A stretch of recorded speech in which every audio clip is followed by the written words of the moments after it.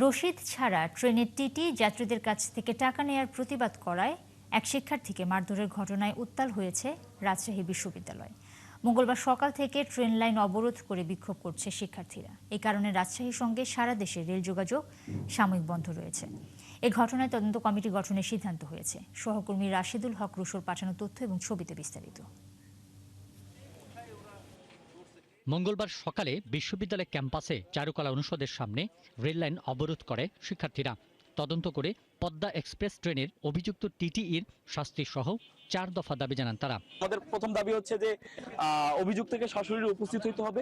2 নম্বর হচ্ছে সে যেহেতু ঘুষ গ্রহণ করছে তাকে প্রাতিষ্ঠানিকভাবে শাস্তির ব্যবস্থা করতে হবে এবং সে অ্যাটেম্প টু মার্ডারের যে চেষ্টা করছে, মার্ডারের যে অ্যাটেম্পটা নিছে এটার জন্য তাকে রেল কর্তৃপক্ষ বাদী হয়ে তার বিরুদ্ধে মামলা করবে। 3 নম্বর হচ্ছে আমার ভিকটিমের শারীরিকভাবে মানসিকভাবে হেনস্থা করা হয়েছে, তাকে ক্ষতিপূরণ দিতে হবে। অভিযুক্ত তার বিরুদ্ধে শাস্তিমূলক ব্যবস্থা হিসেবে চাকরি থেকে অব্যাহতি দিয়েছেন সাময়িকভাবে এবং শিক্ষার্থীরা আরো যে দাবিগুলো আছে তার সঙ্গে একমত। সেইগুলো নিয়েই এখন যেটা আমাদের দ্রুত সমাধান হলো না আর কি। আমরা চাচ্ছিলাম যে অন্তত এই ট্রেনটা যদি ছাড়তে পারি। মারধরের শিকার বিশ্ববিদ্যালয়ের আইন বিভাগের শিক্ষার্থী ফোরকান উদ্দিন জানান, গত রবিবার তিনি ঢাকা থেকে পদ্মা এক্সপ্রেসে রাজশাহী ফেরার পথে একটি টিটি রসিদ ছাড়াই যাত্রীদের কাছ থেকে টাকা নিচ্ছিলেন। প্রতিবাদ করলে ওই টিটি এবং তার সহযোগী তাকে মারধর করে। পরে তাকে গন্তব্যের আগের স্টেশনেই নামিয়ে দেয়। এক পর্যায়ে মাঝখান থেকে আমাকে ধাক্কা মারে হচ্ছে ইয়ের দিকে, যে মেন যে ফটক দরজাটা অর্ধেক লাগানো ছিল, অর্ধেক খোলা ছিল। তো আমি কোনো রকম দরজাটাই ধরি এবং নিজেকে ট্রেন থেকে পড়া থেকে প্রতিহত করি। এদিকে সংকট সমাধানে জেলা প্রশাসন, বিশ্ববিদ্যালয়ের শিক্ষক শিক্ষার্থী, রেল কর্তৃপক্ষ, পুলিশ প্রশাসনের সমন্বয়ে তদন্ত কমিটি গঠনের সিদ্ধান্ত হয়েছে। বিশ্ববিদ্যালয়ের প্রক্টর জানান, তারা রেলওয়ে কর্তৃপক্ষের সাথে এ বিষয়ে কথা বলেছেন। রেলওয়ে কর্তৃপক্ষ যোগাযোগ করেছে 8:30 9টার দিকে প্রথম ফোনটা পাই আমি। তারপর থেকেই আমি তাদের সঙ্গে যোগাযোগে আছি যে তাদের যে অভিযুক্ত আছে তাকে দ্রুত হাজির করা, আইনের আওতায় আনা এবং ছাত্রের যে ক্ষতি হয়েছে সেই দিকগুলো দেখা, বিবেচনা করা। শিক্ষার্থীদের রেল লাইন অবরোধের কারণে রাজশাহী থেকে সারা দেশের রেল যোগাযোগ সামাজিক বন্ধ হয়ে যায়। নির্ধারিত সময় ছাড়তে পারেনি ঢাকা অভিমুখী বনলতা এক্সপ্রেস এবং silk city express. Pintu Hajong, ৭১। স্থানীয় সরকার নির্বাচন সামনে রেখে আইন এবং আচরণ বিধিমালা সংশোধনে চূড়ান্ত করতে কমিশন সভায় বসেছে নির্বাচন কমিশন। এই বৈঠকেই চূড়ান্ত হতে পারে ইউনিয়ন পরিষদের আচরণ বিধির প্রস্তাবিত সংশোধনী। মঙ্গলবার সকালে রাজধানীর আগারগাঁও নির্বাচন ভবনের সভাকক্ষে এই সভা শুরু হয়। প্রধান নির্বাচন কমিশনার এএমএম নাসির উদ্দিনের সভাপতিত্বে সভায় 4 নির্বাচন কমিশনার এবং ইসি জ্যেষ্ঠ সচিব আক্তার আহমেদ সহ ঊর্ধ্বতন কর্মকর্তারা উপস্থিত ছিলেন। কমিশন সভায় সিটি কর্পোরেশন, পৌরসভা, উপজেলা, জেলা এবং ইউনিয়ন পরিষদ আইনে সংশোধনী আনতে সরকারকে অনুরোধ জানানোর প্রস্তাব চূড়ান্ত করার কথা রয়েছে। একইভাবে ইউনিয়ন পরিষদ আচরণ বিধিমালা সংশোধনীও চূড়ান্ত হতে পারে।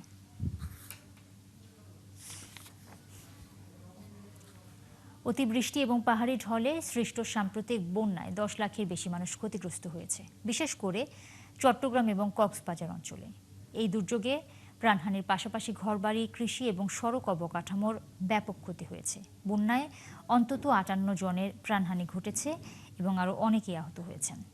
চট্টগ্রাম, কক্সবাজার, রাঙামাটি, খাগড়াছড়ি এবং বান্দরবানে 10 লাখেরও বেশি মানুষ ক্ষতির সম্মুখীন হন।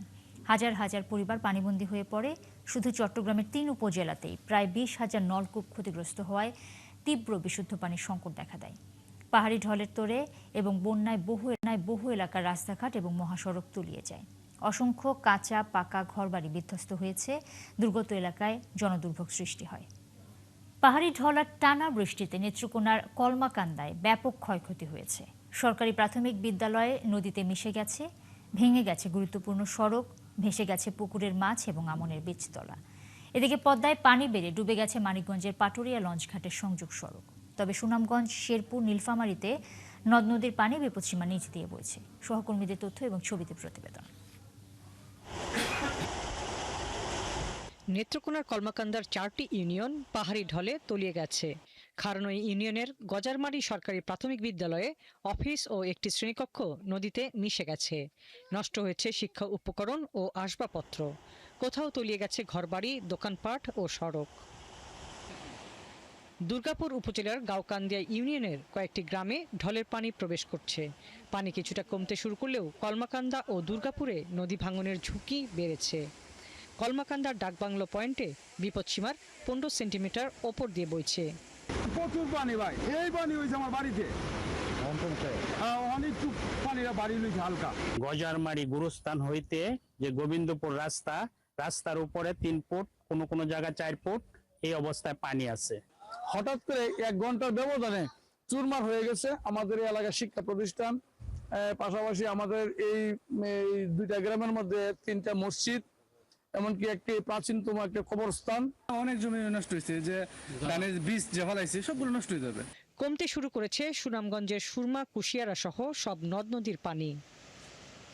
পানি উন্নয়ন বোর্ডের নির্বাহী প্রকৌশলী ইমদাদুল হক জানান, সুরমা নদীর পানি কমে শহরের নবীনগর পয়েন্টে বিপদসীমার 43 সেন্টিমিটার নিচ দিয়ে বইছে।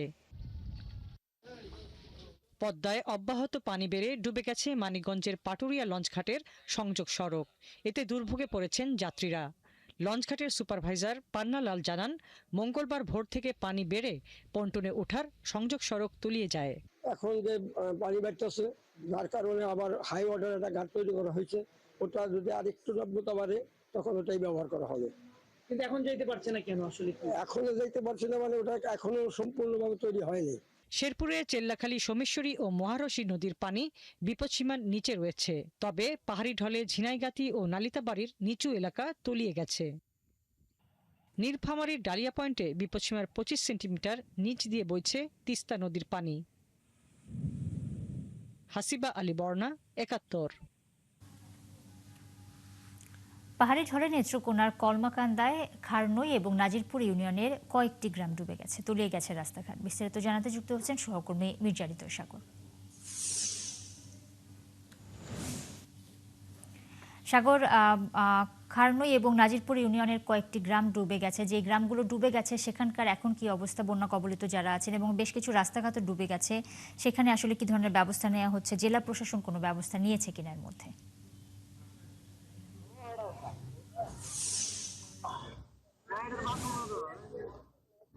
নুসরাত, শুরুতে যদি বলি, পাহাড়ি ডলে মূলত পাহাড়ি অঞ্চলগুলো প্লাবিত হয়। তবে পাহাড়ি ডল 1 ঘন্টা হওয়ার পরেই দেখা যায় পরবর্তীতে পানি নামতে শুরু করে।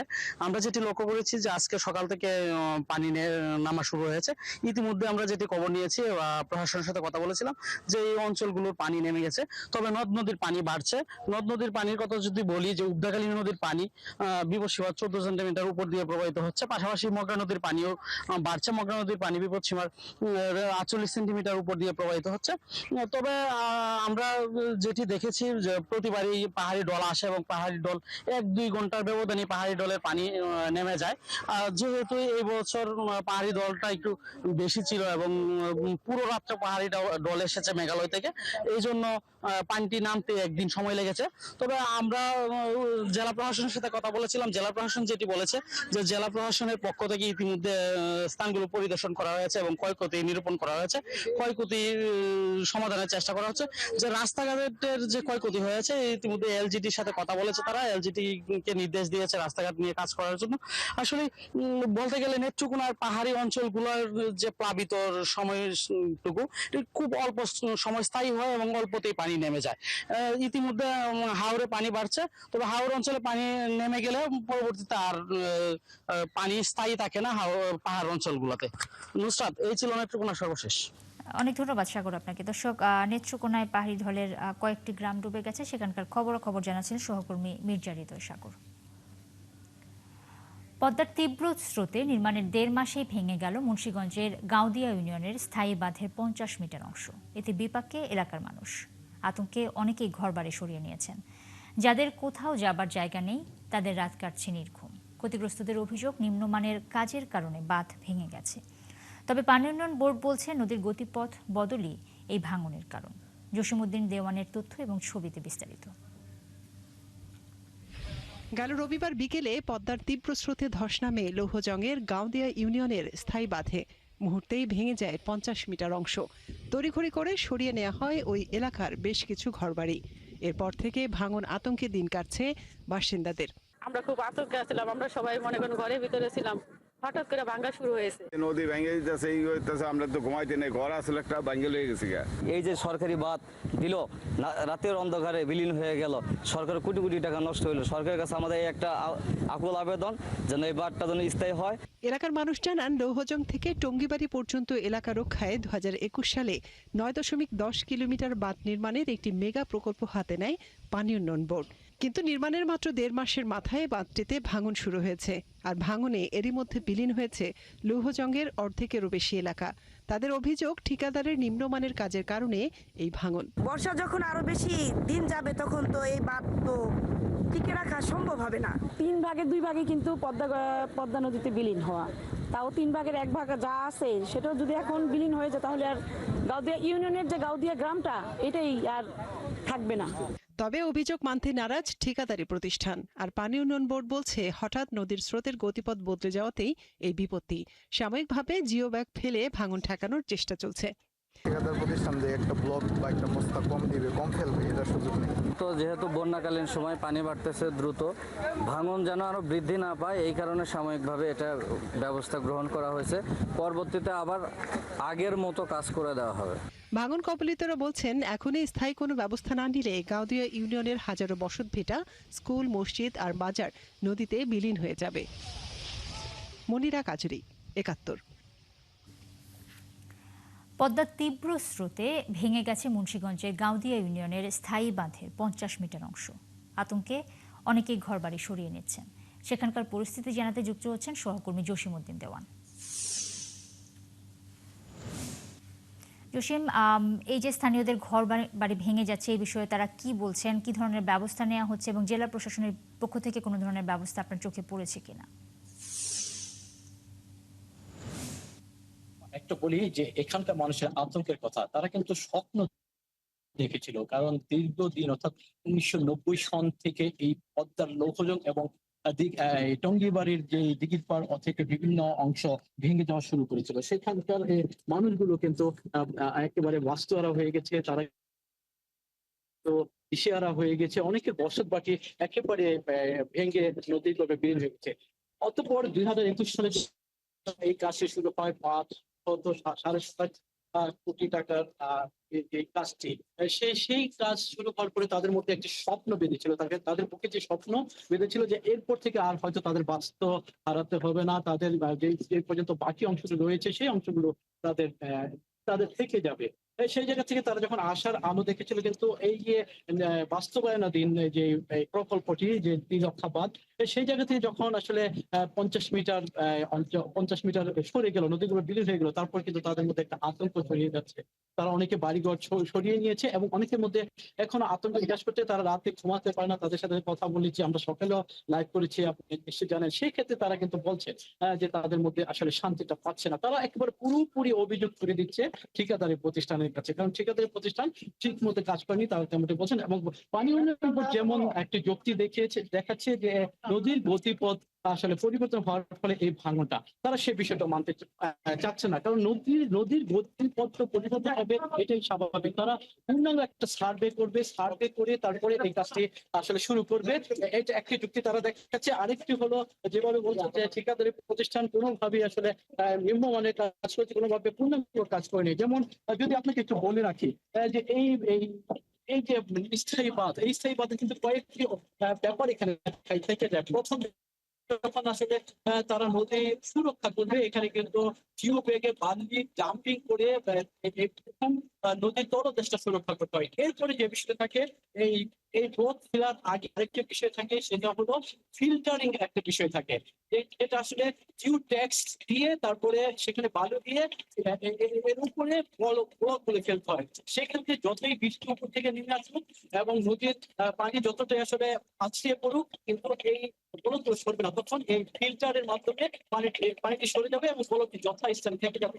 তারা বলছেন হয়তো বা ফিল্টারের ব্যাপারটি, তারা হয়তো ফিল্টার এখানে ব্যবহার করেনি এমনকি বলছেন। অনেক ধন্যবাদ আপনাকে জসিমউদ্দিন।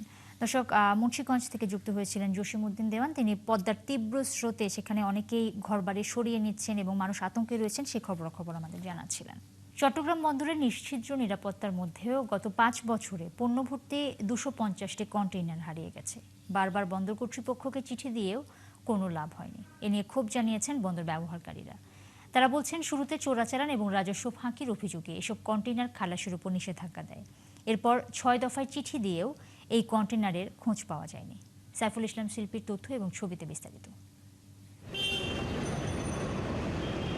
কন্টেইনার ভর্তি আমদানি করা পণ্য চট্টগ্রাম বন্দরে আসার পর কাস্টমসের মাধ্যমে শুল্কায়ন সহ নানা প্রক্রিয়া শেষে ডেলিভারি দেওয়া হয়। কিন্তু 2021 সাল থেকে 2026 সাল পর্যন্ত চট্টগ্রাম কাস্টমস হাউস কয়েক দফা চিঠি দিয়ে বন্দর কর্তৃপক্ষকে 250টি কন্টেইনার না পাওয়ার অভিযোগ করেন। এই কনসাইনমেন্টগুলো যখন সাসপেক্ট হয় তখন পুরোপুরি এটা ফিজিক্যাল এক্সামিনেশন করার প্রয়োজন পড়ে। সেই নিরিখে আমরা চিঠি দিয়েছিলাম। আশা করছি খুব দ্রুতই এই চিঠির জবাব আমরা পেয়ে যাব। চট্টগ্রাম বন্দর কর্তৃপক্ষের দাবি, 250টি কন্টেইনারের 164টি পণ্য চালানের মধ্যে 293 বক্স FCL এবং 83টি পণ্য চালানে LCL কার্গো রয়েছে। এর মধ্যে 88টি কন্টেইনার ডেলিভারি দেওয়া হয়েছে। 70টি কন্টেইনার বিভিন্ন প্রাইভেট ডিপোতে হস্তান্তরের পাশাপাশি 131টি কন্টেইনার বন্দরে ইয়ার্ডে রয়েছে। এই সিন্ডিকেট যেটা আপনার এভাবে করে, এটা একটা চক্র, তো নাইলে তো এইভাবে তারা করতে পারে না। আমরা অলরেডি এটা মোটামুটি এখন খুব ডিফিকাল্ট, এটা আগে যেভাবে করতে পারছে এটা কিন্তু আর ভবিষ্যতে পারবে না। আমদানি করা পণ্য বোঝাই কন্টেইনার গায়েব নিয়ে উদ্বিগ্ন বন্দর ব্যবহারকারীরা। এই অবস্থায় তারা তদন্তের মাধ্যমে জটিল এই পরিস্থিতির সুরাহা চান। যে পণ্যগুলো আপনার এখান থেকে হাওয়া হয়ে গেছে সেগুলোর যে আইজিএমগুলো আছে সেই আইজিএমগুলো যদি চেক করা যায় তাহলে বোঝা যাবে সেই পণ্যের মধ্যে এই কন্টেইনারগুলোর মধ্যে ডিক্লেয়ারগুলো কী ছিল, সেগুলোর মধ্যে ঝুঁকিপূর্ণ কাগজ ছিল নাকি আপনার সাধারণ কোনো পণ্য ছিল। এত নিচ্ছিদ্র নিরাপত্তার মধ্যে আমদানিকৃত কন্টেইনারগুলো যদি উধাও হয়ে যায় তাহলে এর দায়িত্ব কে নেবে? চট্টগ্রাম বন্দর দিয়ে বছরে 30 থেকে 35 লাখ কন্টেইনার হ্যান্ডেলিং হয়। কাস্টম কর্তৃপক্ষ জানিয়েছে 2021 সালে 83টি, 2022 সালে 61টি, 2023 সালে 40টি এবং 2024 সালে 66টি কন্টেইনারের কোনো সন্ধান পাওয়া যায়নি। বনশ্রী হালদার, 71। কিশোরগঞ্জের ভৈরবে বিভিন্ন যানবাহনে চলছে ভাড়ার নৈরাজ্য। শহরে কিংবা মহাসড়কে, এমনকি গ্রামের বিভিন্ন সড়কেও যাত্রীদের জিম্মি করে অতিরিক্ত ভাড়া আদায় করছেন চালকরা। একটু বৃষ্টি কিংবা রোদ হলেই মাত্র 10 টাকার ভাড়া হয়ে যায় দ্বিগুণ, কখনো বা 3 গুণ। অতিরিক্ত ভাড়া আদায় বন্ধে প্রশাসনের হস্তক্ষেপ চেয়েছেন যাত্রীরা। আলামিন টিটুর তথ্য এবং ছবিতে প্রতিবেদন।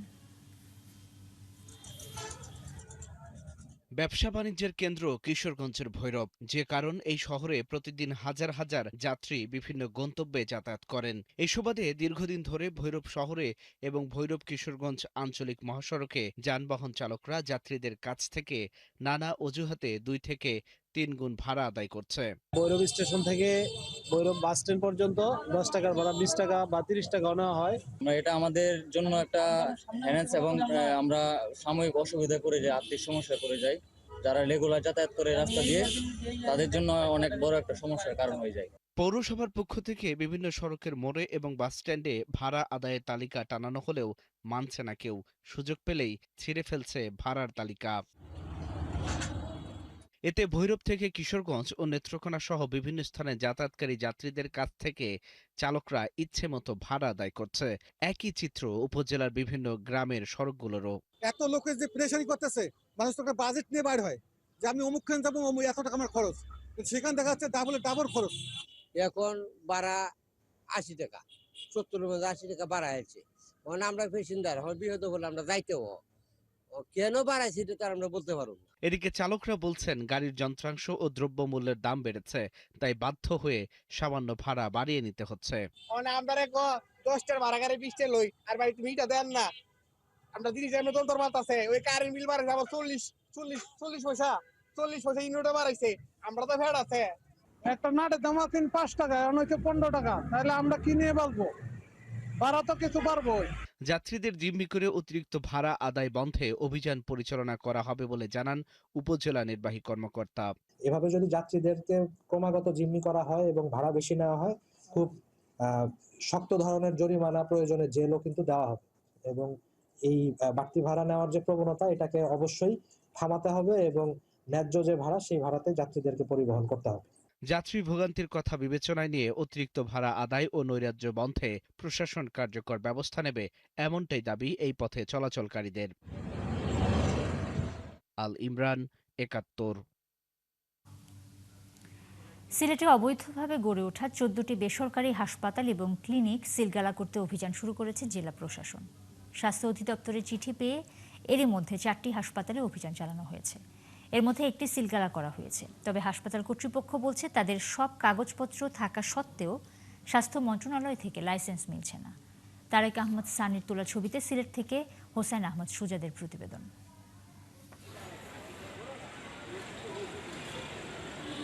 সিলেট নগরীর প্রাণকেন্দ্র থেকে শুরু করে শহরতলির চারদিকে তাকালেই দেখা মেলে চকচকে ঝকঝকে সব বেসরকারি হাসপাতাল, ক্লিনিক আর ডায়াগনস্টিক সেন্টারের। কিন্তু এসব সেবামূলক প্রতিষ্ঠানের ভেতরে লুকিয়ে আছে এক অন্ধকার অধ্যায়।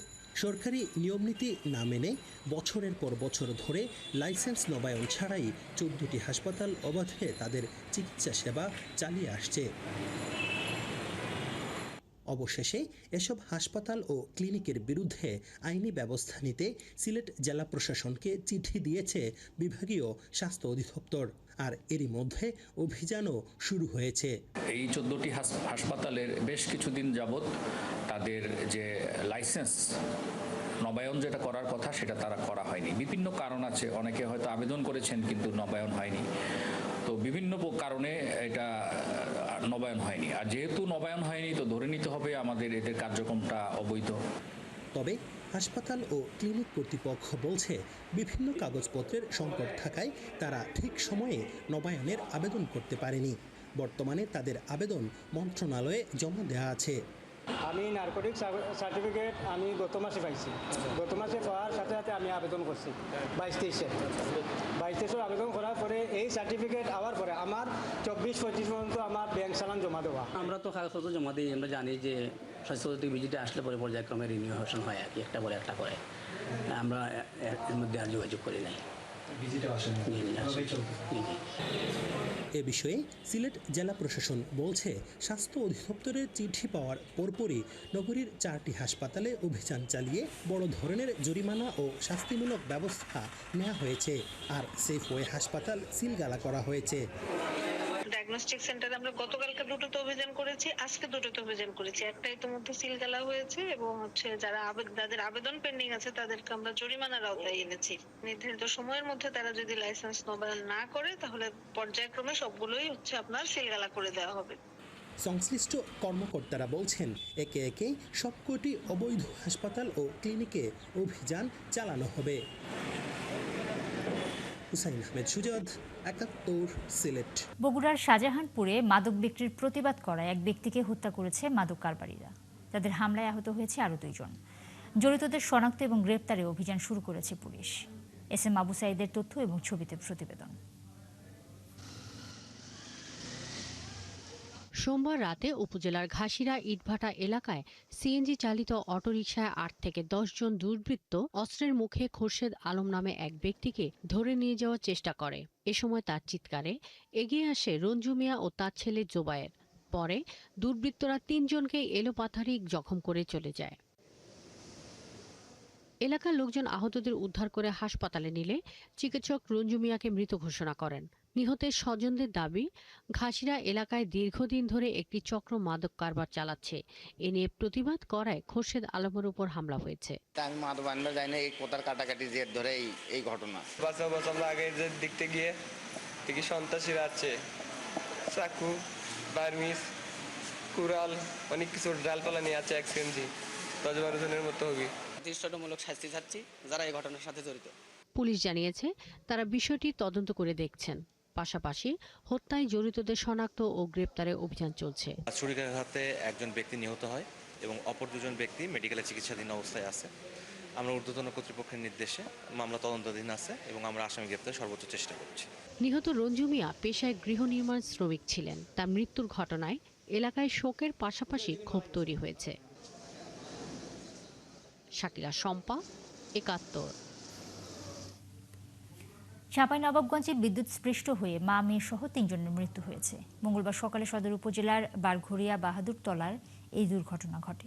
নিহত 3 জন হলেন হাসিনা বেগম, আশা খাতুন, তার মেয়ে মিম। সদর মডেল থানার ওসি একরামুল হোসাইন জানান, সকালে হাসিনা বেগমের বাড়িতে একটি লোহার মই বৃষ্টিতে ভিজে বিদ্যুতায়িত হয়েছিল। ওই মই দিয়ে ওঠার সময় আশা খাতুন এবং তার মেয়ে মিম বিদ্যুৎস্পৃষ্ট হয়। তাদের বাঁচাতে এসে বিদ্যুৎস্পৃষ্ট হয়ে মারা যান আশা খাতুনের ফুপু হাসিনা বেগম। বাইরে থেকে শুনতে পেলাম, ওই আমরা বাইরে থেকে বাড়ি আসলাম, বাড়িতে ঢুকলাম, দেখছি যে 3 জন পড়ে আছে। সকালবেলা ঘুম থেকে উঠে ওই মুহূর্তে ধরে নিয়েছে আরেকজন আর ভাতিজি বেড়াতে এসছে, উনি যখন ছুটেতে গেছে ঠ্যাং ধরে উনাকে ধরেছে না, লাতিন যখন আসছে ঠ্যাং ধরে ছুটেতে উনাকে ধরে নিয়ে। নড়াইলে শিশু জান্নাতুলকে ধর্ষণ এবং হত্যা মামলার অভিযুক্ত রবিউল শিকদারকে আটক করে পুলিশে দিয়েছে এলাকার লোকজন। মঙ্গলবার সকালে সদর উপজেলার আউরিয়া ইউনিয়নের দত্তপাড়া এলাকা থেকে তাদেরকে আটক করা হয়। পরে আদালতে হাজির করা হলে বিচারক জেল হাজতে পাঠানোর নির্দেশ দেন। এদিকে ঘটনায় অভিযুক্তের শাস্তির দাবিতে বিক্ষোভ মিছিল, প্রতিবাদ সমাবেশ এবং মহাসড়ক অবরোধ করে বিক্ষোভ করেছে বিভিন্ন শ্রেণী পেশার মানুষ। সকালে নড়াইল পুলিশ সুপার কার্যালয়ের সামনে জড়ো হয়ে তারা বিক্ষোভে যোগ দেয়। পরে মহাসড়ক অবরোধ করে দ্রুত বিচার এবং দোষীদের সর্বোচ্চ শাস্তির দাবি জানানো হয়।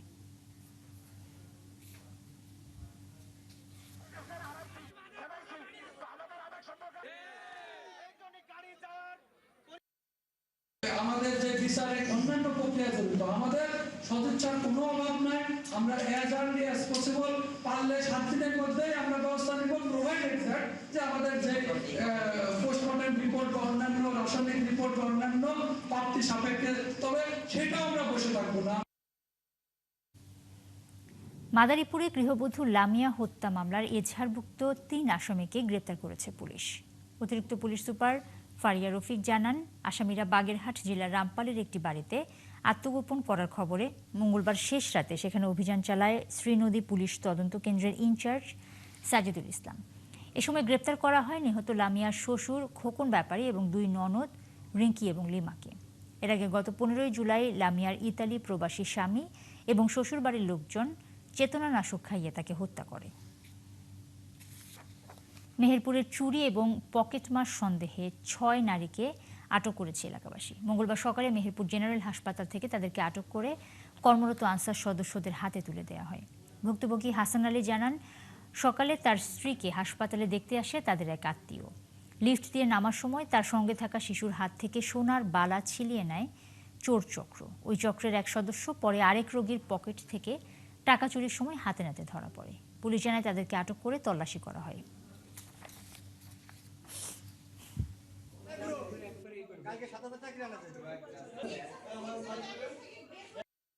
বাচ্চা আমার ওই নাতনি ওই সিক্স খাওয়াতে কাঁদতেছিল, পরে আমি সিক্স চাইলে দিয়েছি দিয়ে ওই ঝামেলা করছিল যে মেয়ে আমার নিচে নিয়ে গেছে লিফটে।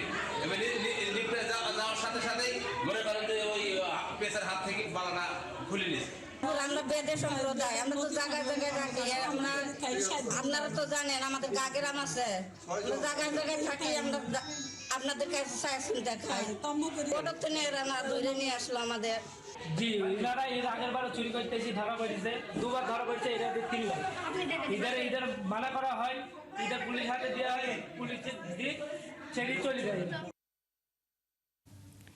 জামালপুরের দেওয়ানগঞ্জে জিঞ্জিরাম নদী থেকে ভেসে আসা অজ্ঞাত যুবকের মৃতদেহ উদ্ধার করেছে নৌ পুলিশ। সানন্দবাড়ি পুলিশ তদন্ত কেন্দ্রের ইনচার্জ তোফাজ্জল হোসেন জানান, মঙ্গলবার দুপুরে উজান থেকে মৃতদেহটি ভেসে আসে জিঞ্জিরাম নদীর মুচির চর এলাকায়। পরে এলাকাবাসী খবর দিলে সানন্দবাড়ি তদন্ত কেন্দ্রের পুলিশ এবং বাহাদুর ঘাট নৌ থানা পুলিশ মৃতদেহ উদ্ধার করে। সিংগার মানিকগঞ্জ আঞ্চলিক সড়কের মিদুলিয়ায় ট্রাকের সঙ্গে সিএনজি চালিত অটোরিকশার সংঘর্ষে একজন নিহত হয়েছেন। আহত হয়েছেন অন্তত 3 জন। মঙ্গলবার সকালে এই দুর্ঘটনা হয়। আহতদের সিংগার উপজেলা স্বাস্থ্য কমপ্লেক্সে নেওয়া হয়েছে। সিংগার থানার ভারপ্রাপ্ত কর্মকর্তা মোহাম্মদ মাজহারুল ইসলাম জানান, নিহতদের পরিচয় এখনও জানা যায়নি। ট্রাক এবং চালককে শনাক্ত করে আটকের চেষ্টা চলছে। ভুল চিকিৎসায় ফরিদপুরে একাদশ শ্রেণীর শিক্ষার্থী আয়েশা আফরিনের মৃত্যুর ঘটনা তদন্তে কমিটি গঠন করা হয়েছে। আর এই কমিটিকে আগামী 5 কার্যদিবসের মধ্যে প্রতিবেদন জমা দিতে বলা হয়েছে বলে জানিয়েছেন জেলা সিভিল সার্জন। একই সাথে হাসপাতালটির বৈধতা খতিয়ে দেখা হবে বলেও তিনি জানান। মনিরুল ইসলাম টিটুর তথ্য এবং ছবিতে প্রতিবেদন। ফরিদপুরের সদরপুর উপজেলার প্রবাসী লিটন মাতব্বরের মেয়ে আয়েশা আফরিন গত 16 জুলাই অ্যাপেন্ডিক্সের ব্যথা নিয়ে ভর্তি হন বেসরকারি স্বাস্থ্যসেবা কেন্দ্র আল জারা স্পেশালাইজড হসপিটালে। রাত 10টায় অস্ত্রোপচারের পর রোগীর অবস্থা আশঙ্কাজনক বলে জানান চিকিৎসক। পরে ভোরবেলা আরেকটি বেসরকারি হাসপাতালে আইসিইউতে তাকে ভর্তি করা হয়। পরদিন সকালে সেখানেই মারা যান আয়েশা। নিহতের স্বজনদের দাবি, চিকিৎসকের অবহেলায় আয়েশার মৃত্যু হয়েছে। তারা জানান, অস্ত্রোপচারের সময় চিকিৎসক তার নাড়ি কেটে ফেলেন, এমনকি পেটের প্রায় 1 ফিট জায়গা জুড়ে কাটা হয়েছিল। এতেই মারা যান আয়েশা।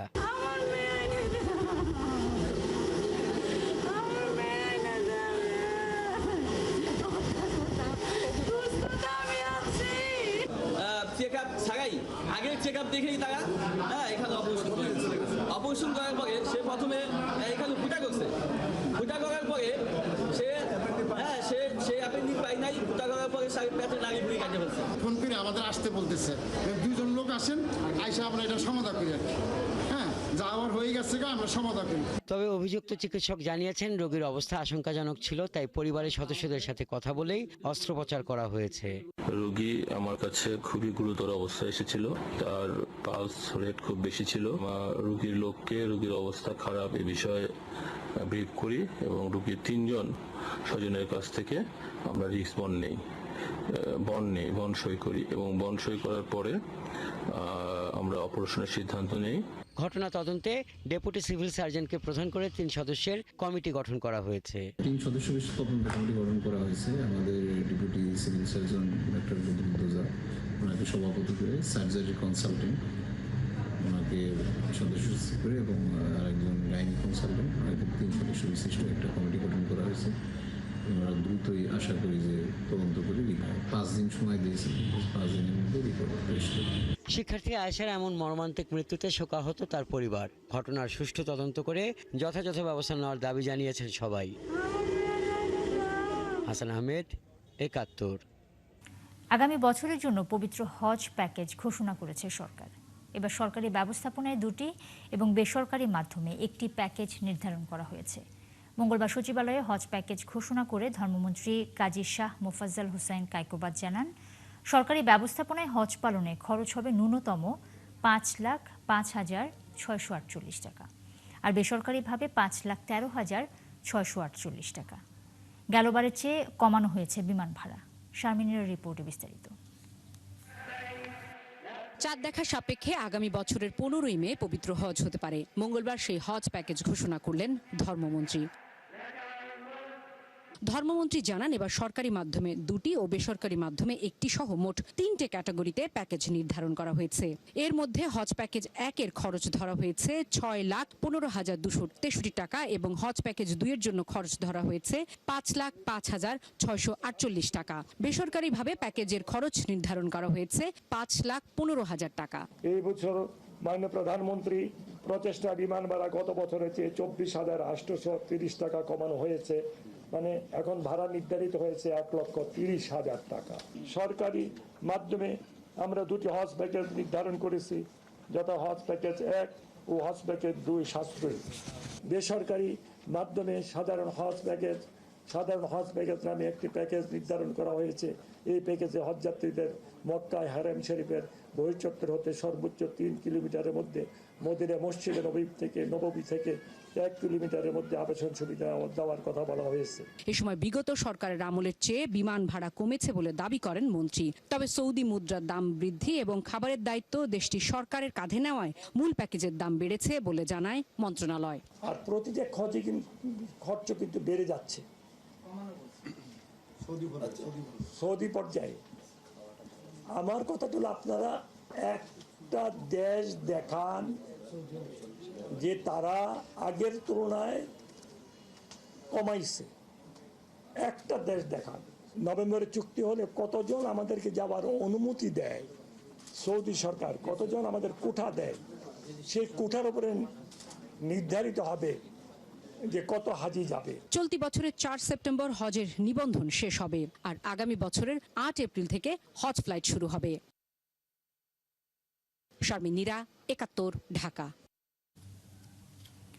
মানিকগঞ্জের টানা বৃষ্টিতে সবজি ক্ষেতের ব্যাপক ক্ষতি হয়েছে। লোকসানে পড়েছেন জেলার অন্তত ৫,০০০ কৃষক। কৃষি বিভাগ বলছে, ক্ষতিগ্রস্ত কৃষকদের তালিকা এবং ক্ষতির পরিমাণ নির্ধারণ করে মন্ত্রণালয়ে পাঠানো হয়েছে। এখন মন্ত্রণালয় থেকে নির্দেশনা এলে ক্ষতিগ্রস্তদের প্রণোদনা দেয়া হবে। মনিরুল ইসলাম মিহিরের প্রতিবেদনে বিস্তারিত। টানা কয়েকদিনের ভারী বৃষ্টিতে তলিয়ে আছে মানিকগঞ্জের বিস্তীর্ণ ফসলি জমি। এতে করলা, শসা, বেগুন, লাউ, পেঁপে সহ বিভিন্ন মৌসুমী সবজি, কাঁচামরিচ ও রূপা আমনের ব্যাপক ক্ষতি হয়েছে। ক্ষতিগ্রস্ত কৃষকরা জানান, অন্য বছরের তুলনায় এবার আগাম বৃষ্টিপাত শুরু হয়। এতে পরিপক্ক সবজিগুলো তোলা যায়নি। খেতে নষ্ট হয়েছে শসা, করলা, লাউ, চিচিঙ্গা, ঢেঁড়স সহ নানা জাতের সবজি। এক পাখি লাউ ক্ষেত করছি ভাই, বৃষ্টি সবজি একবার তলিয়ে গেছে, ব্যাপক ক্ষতি হয়েছে। সব বৃষ্টির পানিতে মারি গেছে। কহিকাতে কেবলই জাংলা উঠেছি, ৩০,০০০ টাকা খরচ কহিকাতে। বৃষ্টিপাত মানে আর খরচ আর ওঠে নাই, কেবলই ধরন্ত ধরছে, ওই সময় বৃষ্টিতে নষ্ট হয়ে গেছে। ক্ষতি পোষাতে কৃষি অফিসের পরামর্শ সহ সরকারিভাবে আর্থিক সহযোগিতা চেয়েছেন কৃষকরা। আমাদের যে ক্ষতিগুলো হয়েছে, যদি সরকার আমাদের এই ক্ষতি পূরণ করার জন্য একটা পদক্ষেপ নিত, তাহলে কি আমাদের জন্য ভালো হইতো। আর কি লসে আছে, পোষানো তো লস, ঠিক আছে, কৃষকের মাথায় বাড়ি আর কি। আর কিছু মানে সরকারের থেকে যদি সবার একটু দেখে, সাহায্য করে। চাল কুমড়া তারপর কহি বলছিলাম, কহি নষ্ট হয়ে গেছে, আবার কুমড়াও নষ্ট হতে। এদিকে কৃষি কর্মকর্তারা বলছেন, জেলায় কমপক্ষে ৫,০৭৫ জন কৃষকের বিভিন্ন সবজি সহ মোট ২৪১ হেক্টর জমির ফসল ক্ষতিগ্রস্ত হয়েছে। ক্ষতিগ্রস্তদের তালিকা তৈরি করে মন্ত্রণালয়ে জমা দেওয়া হয়েছে। নির্দেশনা পেলে প্রণোদনা সুবিধা দেওয়া হবে। আমরা আশা করছি এই সমস্ত কৃষক অতি শীঘ্রই প্রণোদনা পুনর্বাসনের আওতায় আসবে এবং তারা যাতে এই ক্ষতি পুষিয়ে নিতে পারে, সেই জন্য কৃষি সম্প্রসারণ অধিদপ্তর, কৃষি মন্ত্রণালয় কাজ করে যাচ্ছে। টানা বর্ষণে জেলায় আর্থিক ক্ষতির পরিমাণ ধরা হয়েছে প্রায় ৩,১৯ লক্ষ টাকা। মনিরুল ইসলাম মিহির, একাত্তর, মানিকগঞ্জ। বাংলাদেশের গ্রামীণ অর্থনীতিতে মৎস্য খাতের গুরুত্ব অপরিসীম। একসময় খাল, বিল, নদী ও হাওর ছিল দেশীয় মাছের প্রধান উৎস, কিন্তু দখল, ভরাট, দূষণ এবং জলবায়ু পরিবর্তনের কারণে পানির স্বাভাবিক প্রবাহ ব্যাহত হওয়ায় কমে যায় দেশীয় মাছের উৎপাদন। তবে গত কয়েক বছরের খাল পুনর্খনন এবং নতুন খাল খনন কর্মসূচির কারণে আবারও ফিরতে শুরু করেছে দেশীয় মাছের প্রাণ। আনসারি সুমনের তথ্য এবং ছবিতে প্রতিবেদন। জামালপুরের যমুনা, ব্রহ্মপুত্র, দশানী, ঝিনাই ও জিঞ্জিরাম নদী বেষ্টিত এলাকার খাল বিলে এখন শিং, মাগুর, কই, ট্যাংরা, পাবদা, মলা, পুঁটি, খলসা সহ নানা দেশি মাছ মিলছে।